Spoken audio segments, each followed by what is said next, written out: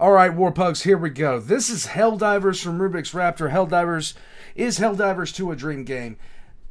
Guys, this is the best game I've played in a long time. I have enjoyed myself so much in this. I have to actually stop myself from loading this game up.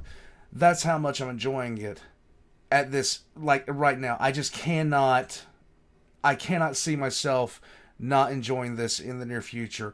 There are so many updates yet to come. There's so much stuff yet to go. But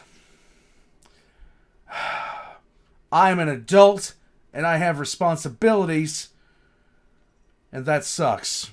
Adulting sucks. Warpugs, let's jump into this. It's RubixRaptor, and it's a game that I actually can play. Let's have some fun. The past few months have been very good for video game hobbyists, affectionately known as gamers. In the past year, to name some highlights, we've had Armored Core 6, Baldur's Gate 3, Cyberpunk Phantom Liberty, Lethal Company, Pal World, and now the latest game to continue our good luck streak, Helldivers 2. Oh. Freedom. I have a lot to say about this game, hence why this video will not be like my normal content, but hopefully a fun watch nonetheless. Okay. Manscaped was also nice enough to support this, so Yay. more on them later. Helldivers means a lot to me. The first game came out in 2015 and was an escape for me as I came off the bus from high school, and now in 2024, its sequel is an escape for me from my adult life, where I can live my suppressed fantasy of dropping enough orbital ordnance to turn a planet's surface to glass. I know, right? Terrain iron! In this video, I'm going to go over what has made this sequel special to me, what we can probably expect from it in the future, and what makes Helldivers 2 a dream game. Yes. First off, let's talk about a Swedish video game company. Okay.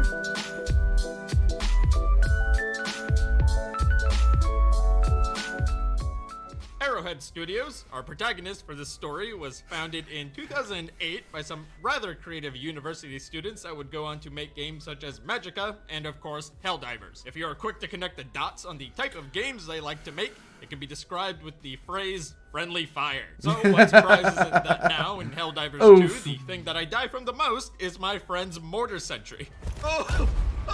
That aside, to expect one of the best third-person games of our age to come from a company that only has made platformers and isometrics was not on my bucket list, but, you know, isn't that what makes life so interesting? I can't get anybody to actually play against the bugs. I don't know why that is. None of my friends want to play against the bugs. They all want to play against the automatons, which at this point Hulks are giving me hives. Speaking of Swedish companies, the video game engine that Helldivers 2 uses is BitSquid, an interesting piece of software developed by none other than the Stockholm company Fat Shark. Some may then have the knowledge that this is a company that developed Vermintide and Darktide, and all of a sudden it makes sense why this game seems to handle hordes of enemies running at you so well. That side note over, what I can say about Arrowhead is that they've never seemed to lost the passion to make fun, creative projects, and I'd like to exemplify that with the little stuff. They also have this bit going on with shovels, so if you're an Arrowhead dev watching, what's the deal with that? They're all Kriegers, that's why, and they understand that the shovel is a mighty weapon that cannot be replaced by any other weapon. In fact, by merely questioning the shovel, Jay, you have entered into a period of heresy. You must repent for your sins by going to your local home and garden section and picking up at least 3 shovels and naming them Timmy, William, and Drake. To the dream of spaceflight, I'm the one who made them real. What I value in quality above all else in games is the accumulation of small details that put together a feeling of polish and completeness to an experience that you might not even fully recognize as why you enjoy something so much. I'm talking about the effort a developer or artist puts into something that most players might not even recognize or fully appreciate. These are items such as the Helldivers skull insignia on the bottom of your boot or your titanium alloy helmet that they... Speaking of Helldivers, somebody just messaged me and asked if we're dropping into Space Vietnam again tonight. I want to play Helldivers. Brag about in the lore, and it actually deflects powerful hits, though the health of its occupant is not always guaranteed.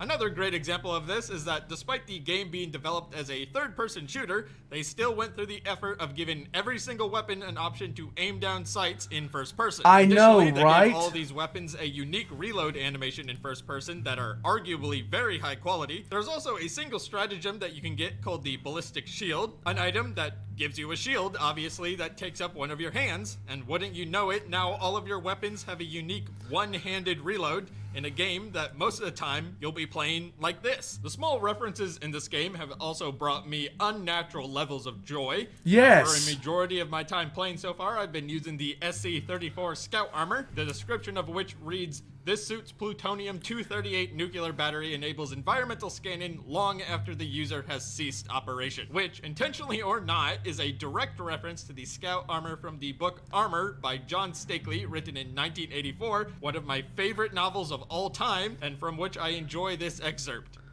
Another fantastic one is that if you go on the galactic map and go up from Mars, you will find a planet named Clendath 2, a not-so-subtle nudge come to one on. of the game's main inspirations, Starship Troopers. You see, I never get to control the map. I'm always joining everybody else. I'm always joining them in their playthroughs. And that has both good and bad things. Good thing, I'm playing with people that know what they're doing. Bad thing, I still don't know what I'm doing. It makes me sad. For which had the planet Clendathu. In your ship's atrium, you can find on the right that there... Oh. I love these. I love this. This is one of my favorite features in the game. Like, seriously, the news broadcast, the news interruptions are great. Greetings, Super Earth citizens. Oh! This is your state-mandated check for hygiene and grooming, brought to you by our patron, Manscaped. Oh. As I mentioned before, Manscaped was nice enough to sponsor this project of mine, so to pay them back, I will now be telling you about their product while doing a Helldive difficulty planetary defense. I'll make it quick. I hope you enjoy. Today, we're going to be talking about the Manscaped 5.0 performance package that comes with a bunch of stuff, including the new Lawnmower 5.0 Ultra. Razor also comes with an interchangeable skin-safe blade. The interchangeable blade is between a ceramic and foil blade. The razor is also rechargeable, has travel locked, and is waterproof. He's actually doing this in a Package Helldive. comes with a whole bunch of other stuff, such as the Weed Whacker 2.0, an electric waterproof nose and ear hair trimmer. Isn't that crazy, Pip? Fuck you, robot! You're not taking me alive! This package also comes with the crop. The amount of times I've been dying and then just simply dropped an orbital strike right on my position. Because if I'm gonna die, you're going to. I'm just not gonna have it. Soother and crop preserver. You will not live to Holy boast. shit. It is the ultimate aftershave and cologne for all your grooming needs. Oh my god. I mentioned that the razor has an LED light on it. I definitely did. This entire package also comes with bonus items such as the Boxers 2.0 as well. Pip, did you know it comes? Oh my god, Pip, it comes with the Shed 2.0. Head over to manscaped.com to get the new performance package 5.0 Ultra today. And when you can use my code Rubix, you'll get an entire 20% off, plus free shipping, plus the bonus items. That's 20% off everything. Use the code, or the automatons win. Thank you, man. Yes. Use code Rubix at checkout. And that way, when you have a pucker factor that equals a diamond, your balls will at least be nice and, problem-free. Manscaped for sponsoring this video. We're going to get back to the other content now. The actual gameplay, the way your character reacts to terrain, whether it is trudging through snow or high water, sliding on ice, or plummeting off a rock face, all of it has beautiful animation work that easily translates to the player and lets them anchor themselves to the character that they are playing. Also, side note on the water, your kit floats and interacts with it, which is wild. Speaking of terrain, you can destroy it when there's an explosion, and there are a lot of explosions in this game. It is literally the funnest part of this, is just call down strike after strike after strike and see how much you have absolutely altered the landscape. It deforms the ground and structures, letting you or the enemy leave their mark. Also, that was a 500-kilogram bomb, which, by the way, you can kill someone with physically before it even explodes. Not like it needed to, but it does. If you can't tell by now, I could probably tangent on the minutia of this game for a bit, so I will attempt to speed it up. The hitboxes in this game are so good that it makes you forget about the concept of hitboxes. Not only for yourself, but every enemy in the game, for which it rewards you on the impact of every bullet. You have a godless, freedom-hating bug chasing you? blast its leg off and watch it limp and bleed out. Is there Yep. a robot set on destroying your way of life? Remove its instruments of oppression and remind it why humanity is number one. There can you also go. walk on all the enemies and your friends, as a small aside. When shooting as well, your third-person HUD has a dynamic crosshair, which not only shows you where you are aiming, but also where your barrel is pointed. Right. This allows for slower handling guns to feel like they're acting like they should to the player, while not compromising their heavy feeling, which is a feature that was in one of my favorite games, Arma 2, and it seems like lost media at this point now. This is so insanely accurate. The machine gun actually feels like a machine gun, not a pistol that shoots out machine gun ammo, which... yeah. Oh, let me talk about these skyboxes and ships. When you look into the sky, you can see the distant battles of other players. While most likely not real, it does cement the feeling that you are a cog in a galactic war. What definitely is real, though, is your own ship, and being able to watch it rain brimstone upon your enemies is a phenomenal feeling. From up above, you are once again greeted with a fantastic scene of a world in peril. Yep. Able to see stratagems and fire missions across its surface. As well, if you're fighting the automatons, you will begin to realize that unlike the bugs, they are not defenseless against your fleet. When you go to travel between missions with your friends, you will warp between planets, or if you are moving to a new mission, you can watch as your vessel traverses the globe through your windows. If a friend is planning an operation, the table will display exactly what they're doing, letting you coordinate and plan your next adventure. Yep. Okay, I have to end this section here because I am realizing that it is endless. I'm going to end up talking about stage reloads or the dual tube indicator on the shotgun for the next hour if I'm not careful, and even You recording can. B-roll, I kept finding more shit. Oh! Free! We're discovering cool little quirks about this game while trying to film a video about cool little quirks for this game. Okay, It's so- more, but there's so lightning much round. to The this. rocket launchers have backblast. Your character starts to scream when you hold down the trigger of weapons. You can land stratagems on enemies and it will kill them. The Yes. automatons have I stuck a Hulk with an orbital bombardment one time, and I just literally started laughing my ass off. I couldn't stop. marching songs. Your armor gets covered in blood, bug guts, and dirt. Specific does. voice lines for each kind of injury you can receive. Who's gonna land mine? And on snow maps, you can actually make and throw snowballs. Oh my Ow. god. That slowed me. There is more, but I gotta move on. If there's something you like specifically, you can just let me know. But The amount of thought that went into each thing of this game is just incredible. I could go, just like him, I could go on for hours about this.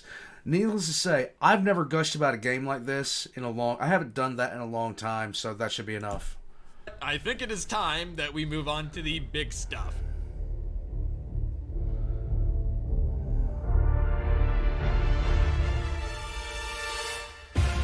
Ah!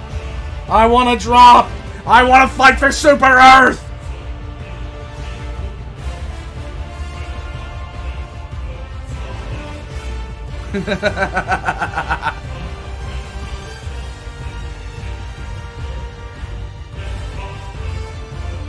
Yes!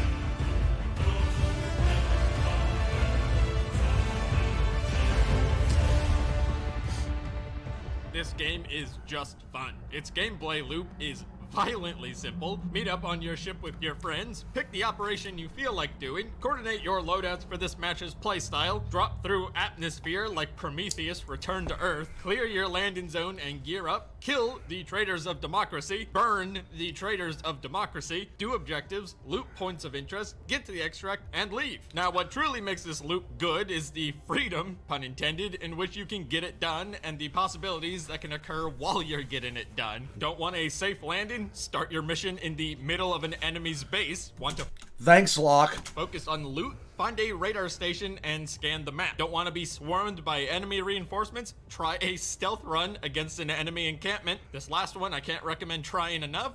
For a game about bravado and mayhem, its stealth is surprisingly fun and rewarding when you get to do entire objectives without being attacked, which is helpful on the higher difficulties. This is working. This is so dumb. Holy shit. All throughout, you'll be using stratagems ranging from precision strikes to napalm bombing or screen covering artillery barrages. Yes. These, of course, are for repelling the waves of monsters and robots thrown your way, as well as turning your friends to mashed potatoes. Speaking on that note, accidentally killing your friends is a core gameplay element, which Yes, it is. Yes, it is. Locke.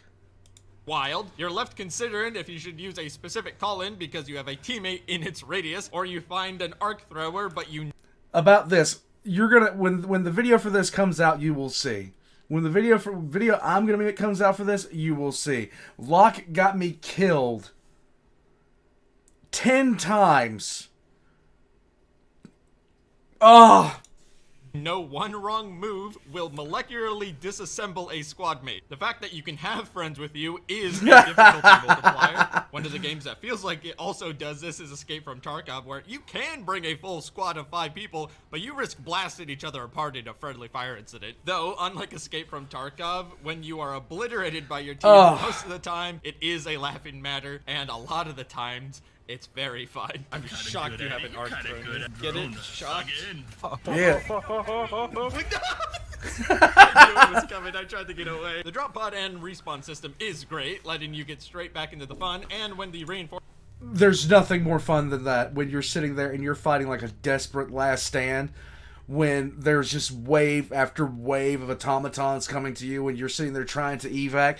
We had two really, really close calls where nobody was about to get out, but my God, it was something very, very special, because you're sitting there doing the best you can to get out. Everybody's dying. You run out of recalls, and then you just suddenly have one person manage to throw that last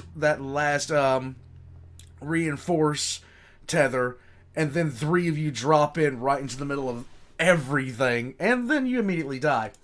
Reinforcement counter finally starts running out, you begin to have some of the most intense fights the game has to offer. And when you have all the equipment in the game, those said fights are some of the most uniquely entertaining experiences you can have in a video game. Also, blessed be the flamethrower against bugs. Thou Flame is a righteous beacon in the coming of the dark, and it is fucking fun. I also know I talked about your friends being a burden in this game, but they are also your greatest asset. They have the ability to squad load your weapons and turn you into the incarnate of murder. They can heal and help you out of situations, keep you supplied, draw the enemy's fire to let you complete objectives, and give their lives for Super Earth in your stead. The next is hands down my favorite part of this game, which is the terrains, which I don't need to talk about, I'm just gonna show you.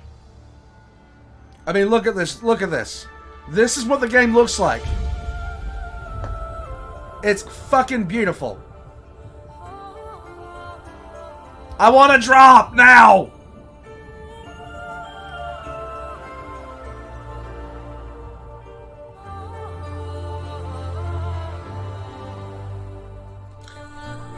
And even if you have a brick, this will run, and it'll look this good. This game is insanely optimized. Insanely optimized. I didn't think my computer would even run the damn thing. I barely have the minimum specs for this. And this is what the game looks like for me.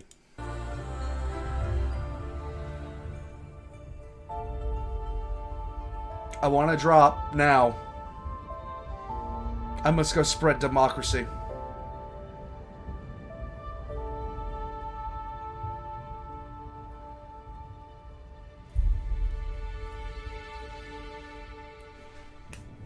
I've also now reached the epiphany that I've said what I needed to in this section. The game is great. I encourage you to find a live stream of it and see what I'm talking about.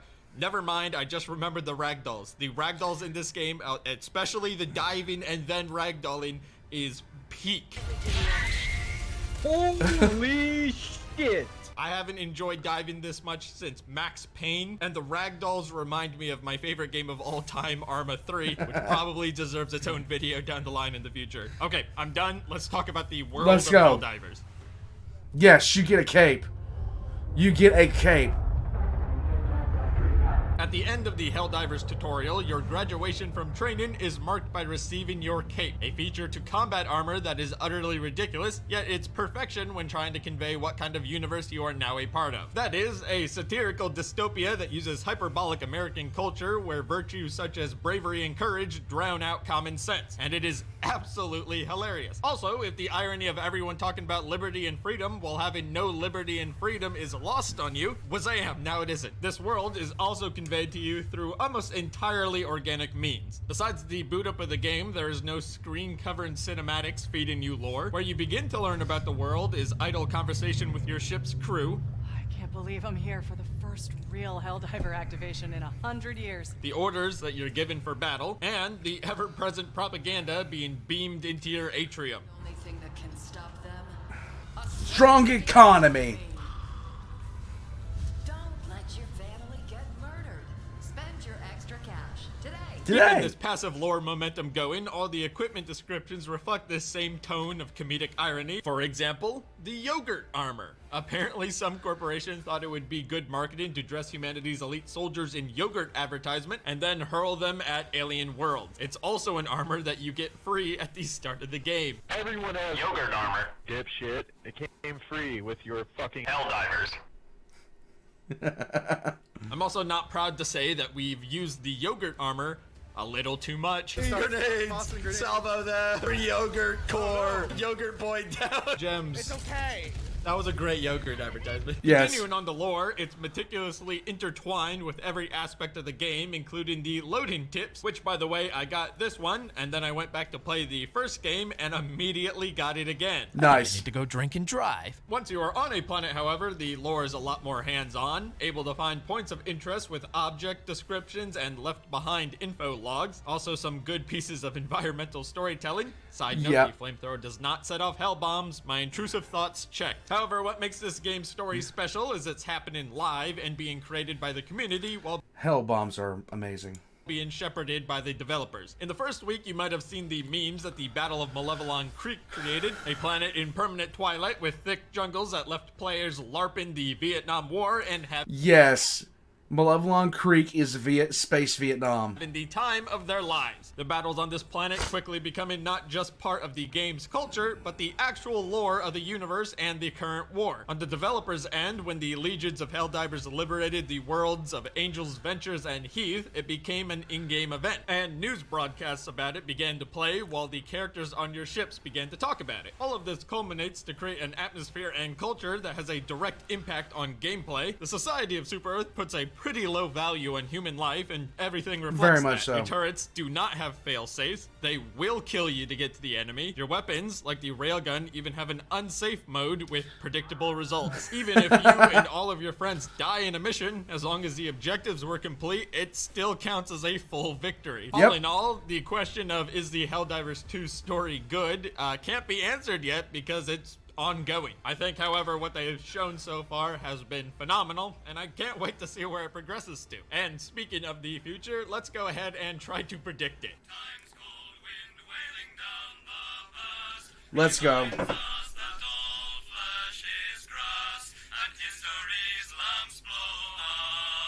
The easiest way, I believe, to predict the future of Helldivers 2 is to look back at the first game. As it stands, they've faithfully transferred a lot of the game's most iconic features to the sequel, so following that pattern, there might be some fun stuff down the line. The first thing that's coming, however, that we actually know about is the vehicle update. Oh, God.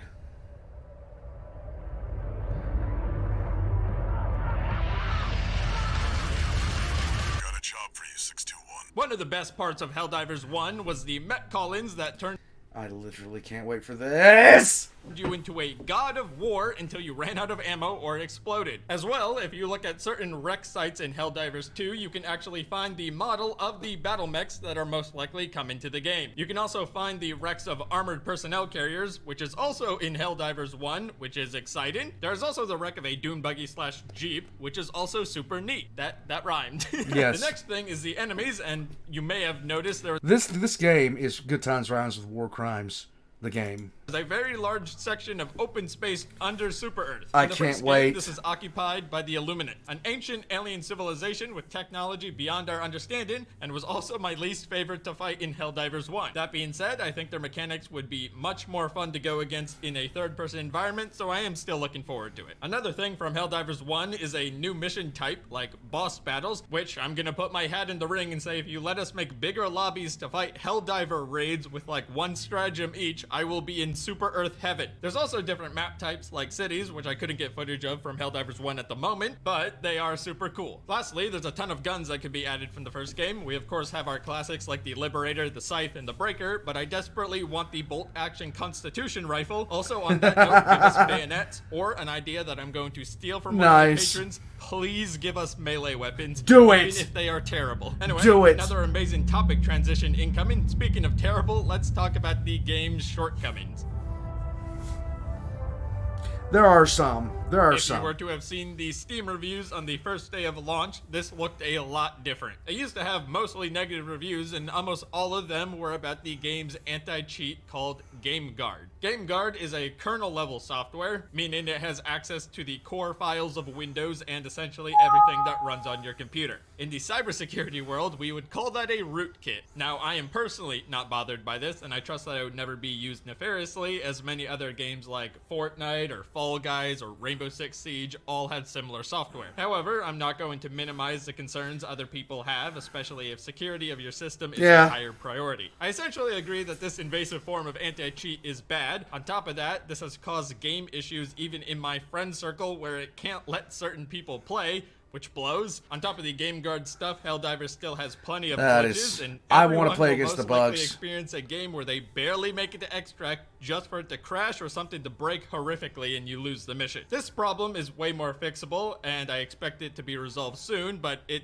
again, still sucks. Also, if you're like me, most of your time will now be spent in a queue because so many people want to play this game, there's just not enough room, which There is simply put so many good people ready to spread liberty. isn't good, especially when you get home to play a game that you paid for but can't. Though I'm sure it's a good problem to have from the dev's point of view, and also something that will probably be resolved pretty soon. Another drawback is that this is a Sony console exclusive, which always sucks because there's a ton of people out there that might have an Xbox that really want to play the game and can't. That being said, it's created one of the more wholesome memes I've seen on the internet, with Sony players desperately asking for Xbox players to be let in because they need more soldiers to fight the alien menace. Please keep making more of those types of memes. They make me feel better. I always thought that people were sitting there screaming at each other over the consoles they had was kind of stupid. I always thought that was really kind of stupid. We need more divers. We need more Helldivers to come in and fight the aliens. Let's go.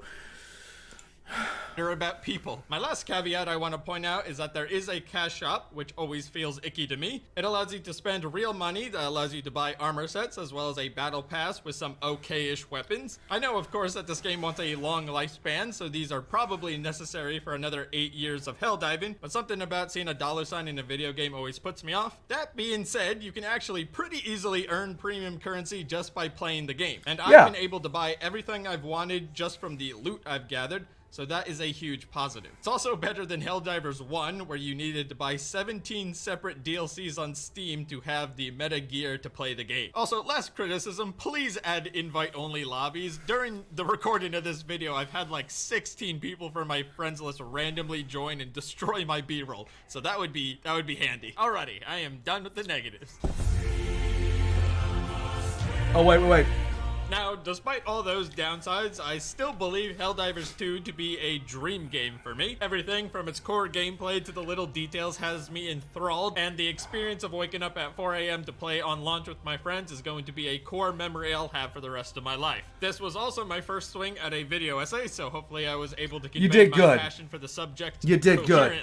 I'm gonna end this video now for the unironic reason that I want to go play more Helldivers. So I can't thank you enough for stopping by, and I hope you have a good one. Yes.